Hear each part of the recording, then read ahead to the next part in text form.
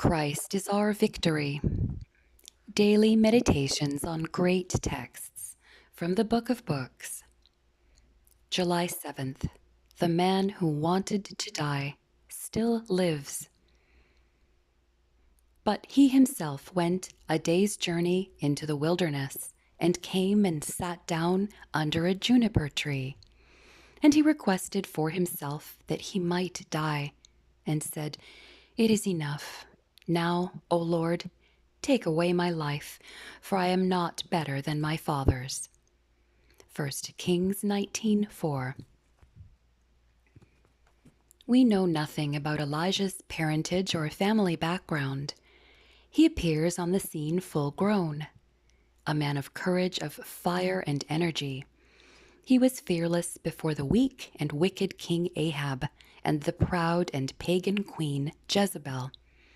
He did not fear earthly royalty because he was acquainted with a mightier potentate, the Lord of heaven and earth.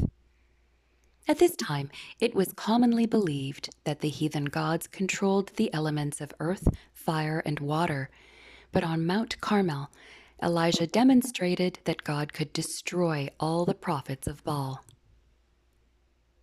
Elijah was a man of outstanding faith. By this faith and prayer he shut up heaven from giving rain for 3.5 years.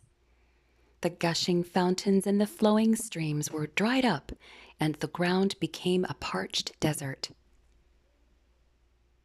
King Ahab searched for 3 years to slay Elijah. Now the prophet sends for the king. Elijah prays for rain, and the rain descends, so that the king drove 15 miles in a drenching torrent. After such victories, one would think he could have faced the wicked queen, but here we find Elijah a discouraged man.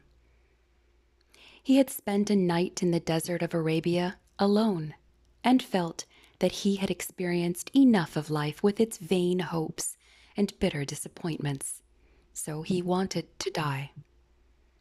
Such is the defeat after a great victory.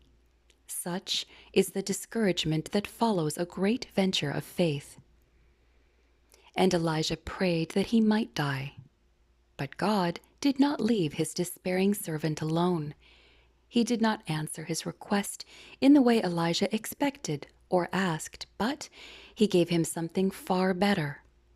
He took him to heaven in a chariot of fire without seeing death.